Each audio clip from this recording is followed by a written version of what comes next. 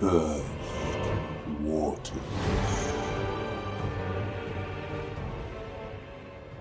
Dafaic Mons was afire.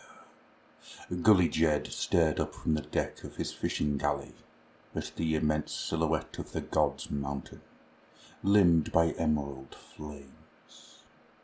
The streaking clouds above the immense edifice swirled and raced around like shoals of silt eels. Was it Jed's imagination, or could he see shapes moving within the stormy skies? Sigmar's teeth. He could have sworn they looked almost human. "Death looks down upon us, Captain," said old Cobb, the one-eyed boatswain, nervously tapping his ivory false hand on the gunwale as he stared up at the eerie sight. "By Mordor's eyes, I never seen nothing like this." That did nothing to ease the tense mood of the Jolly Lady's crew. None among them had sailed the black expanse of Lake Lethis as long as Cobb. Jed had always thought there was nothing that could strike fear into the man. He'd lived through the Black Bile Plague, and bore the pock-marked lesions to prove it. He'd lost 2 sons during the season of witches, and had fought in the border wars against Pater Blackteeth and his Deadwalkers. None knew the omens better, nor could read the Styxian wind more clearly. Right now, Cobb looked like a knock-kneed child aboard ship for the very first time. "Stop your gawping and get those nets hauled in," Jed barked, trying to inject some authority into his own voice. "We've caught enough blood rigs for one day." They hadn't. Not really, but he couldn't shake a grim feeling of foreboding, and you didn't fish the waters of Lake Lethis as long as Jed had, without learning to listen to your instincts.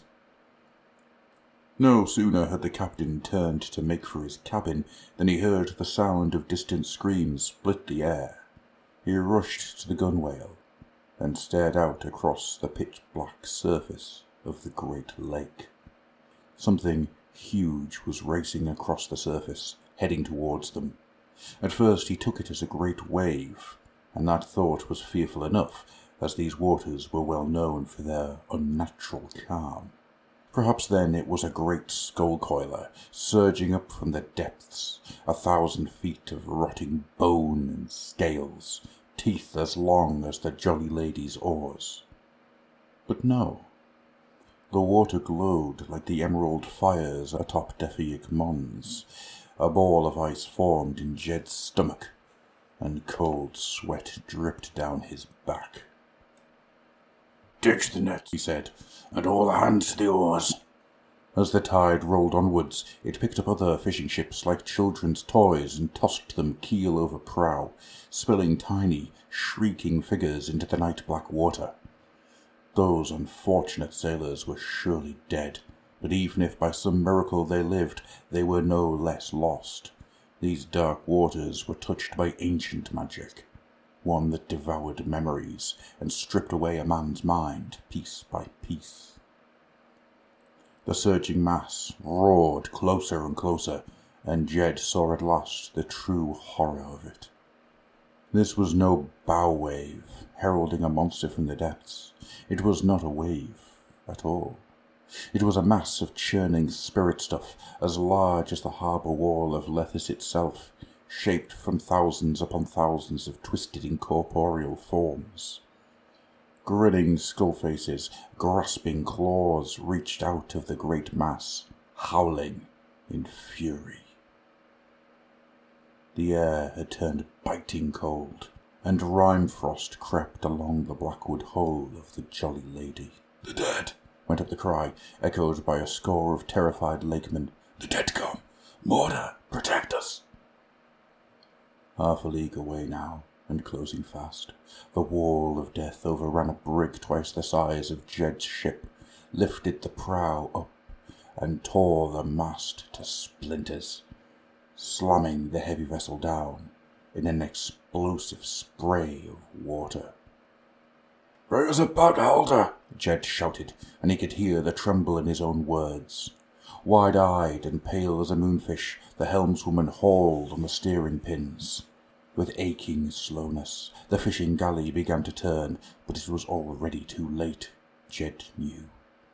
The harbour walls were a distant speck on the horizon, and what protection could even that haven offer against such horror? He clasped for the raven feather necklace at his throat, and prayed to the silent Morider for a miracle he knew would not and could not come. So vast was the spirit tide that it blocked out the moonlight and wreathed all in its very distant glow. There was a thunderous explosion, and the Jolly Lady rocked, sending the captain sprawling down across the deck. He looked up to see a glistening form leap straight over the fishing galley, iridescent scales gleaming. It moved too fast for him to track, but he caught the impression of a vaguely aquiline form, trailing eel-like tails as it crashed back down into the water and raced towards the wall of spirits. Jed stood, and was nearly struck full in the face by another slithering mass. He ducked, his hands raised over his head, and felt the rush of wind and the splatter of freezing water as more and more serpentine shapes hurtled over the Jolly Lady. Crawling on hands and knees to the gunwale, he dared raise his head enough to peer over the wooden rail. Beasts of the deep waters had burst from the surface of Lake Lethis and were now racing towards the oncoming Geist storm. Not through the water, he saw, but above it, as if they were held aloft by invisible hands. Hundreds of them converged into one mighty spearhead, and more emerged from beneath the surface of Lake Lethis in sudden explosive geysers. "Gods be good," muttered old Cobb, making the sign of the comet with trembling hands. Each of the eels bore a rider upon its back, lithe and muscled warriors, clad in ridged warplate and sparkling crested helms. Each carried a lance that crackled with lightning. The aquiline beast that Jed had first seen charged at the head of the formation, and it bore the most magnificent warrior of all, both regal and terrible at once. His cloak was like a shimmering cascade of blue, his armour shone like the sun sparkling over still water. A strange sensation came over Jed as he looked upon the wondrous sight. He felt his head swimming, as if he had drained a yard of moon ale. Through the bleary fog of his vision, time seemed to slow. It was as if he was caught in a daze, in the grasp of some waking terror, unable to tear his eyes away. As the Undersea King raised his glaive high and plunged into the storm of death, the spirits parted before him like a breaking wave. Blinding arcs of lightning blasted dozens of geists into showers of spectral matter. The eel riders followed close behind, thrusting their lances into the mass of spirits, their mounts snapping out with razor-fanged maws to rip and to tear at formless foes. The death tide rippled, and a great host of ghostly horsemen burst from its glowing mass and charged the crested knights, their fleshless mounts trailing balefire as they struck out with blackened scythes. Many eel riders were torn from their mounts, tumbling down into the black depths below. For a moment, Gully Jed thought he and his fellows had been granted salvation by these strange riders from the deep, that they might, by some miracle, escape this nightmarish battle. Then he heard a thunderous splintering of wood, and the deck of the Jolly Lady rose into the air, almost vertically, sending him and his crewmates tumbling into empty air. Jed somehow managed to grab the nearest guide rope and dangled there helplessly, legs scrabbling against the slick deck. Others were not so fortunate. He saw Cobb thrown head over heels to smash with bone-shattering force into the foremast. Other screaming figures rolled past him, scrabbling helplessly for a handhold before splashing into the freezing lake water. Something vast and dark smashed its way through the hull of the galley, an immense shelled leviathan, ridged and scarred, covered with slick and foul-smelling weeds. It bore atop its back a howdah of polished coral, and a gaunt rider stood braced upon the beast's head, an elf, Jed saw, with skin so pale it seemed translucent. The elf clasped a chain embedded into the Leviathan's leathery hide, muscles bulging as he guided his charge onwards. The sea beast reared and soared into the sky, stretching rudder-like limbs wide. As its great bulk passed him, Jed looked across and met the eyes of its master. Pitch black they were, cruelly indifferent as those of any bone shark or skull coiler about to snare its prey.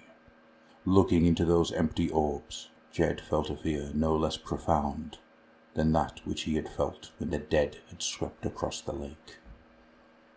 Then the hull of the Jolly Lady came apart in his hands, and he lost his grip, falling into empty air, screaming as the glassy water rose up to strike him in the face. There was cold, then terrible pain, then nothing but silence and blackness. By Nick Horth.